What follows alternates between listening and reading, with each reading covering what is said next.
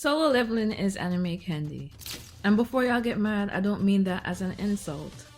When solo leveling was airing weekly, I was right there every week watching. I enjoyed it and I got hyped. I was waiting for the next episode just like everybody else. But some of the conversations around this anime had me sitting there like, are we watching the same show? Because the more I thought about it, the more I realized something. I don't think solo leveling is overhyped. I think it's perfectly hyped for what it actually is. The problem starts when people try to make it something it's not. Let's start with the obvious. This anime is ridiculously entertaining.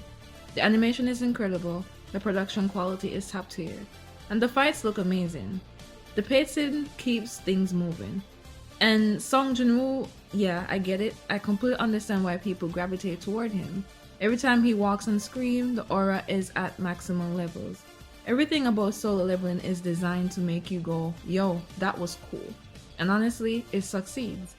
This show understands exactly what it's trying to be. There are anime that want to challenge you, there are anime that want to make you think, and there are anime that want to make you cry. Solo leveling wants to get you hyped, and it does that extremely well. But what surprised me wasn't how much I enjoyed it, it was how quickly everybody became obsessed with it. And honestly, I think I understand why. Because solo leveling gives people something that anime doesn't always give. Immediate payoff. You don't have to wait forever. You don't have to sit through 20 episodes hoping something eventually happens. You feel progression constantly, and Sung Jinwoo gets stronger. The fights get bigger, the moments get crazier, the stakes keep escalating, and every week you get another serotonin hit. That's why I keep calling it anime candy, not because it's bad, because it's addictive. You finish an episode and immediately want another one. You see a new form, you see a new shadow, you see another ridiculous flex, and you're sitting there like, okay, one more episode, then another, then another, then another.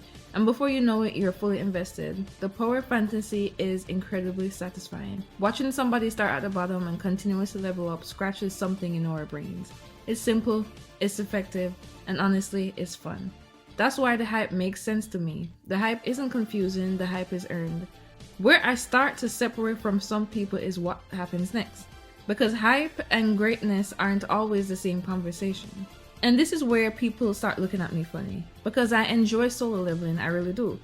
But when people start throwing around words like masterpiece, greatest anime, all-time GOAT, that's when I pause. Not because I think they're wrong for loving it, but because I think we're talking about different things. For me, solo leveling gets me excited, it gets me hyped. It gets me leaning forward in my chair, but it doesn't emotionally affect me. It doesn't sit with me for days. It doesn't make me reflect on life. And that's okay, because not every anime has to do that. When I think about something like Demon Slayer, I get the hype and emotion. I'm crying, and then I'm cheering, then I'm crying again. And so the action and the emotional connection are feeding each other. Solo leveling gives me a different feeling. It's like being at a football game or a soccer match. You're standing up, you're yelling, you're excited, you're having a great time. But the experience is built around excitement, not introspection. And I think sometimes people confuse those things. We treat hype like depth.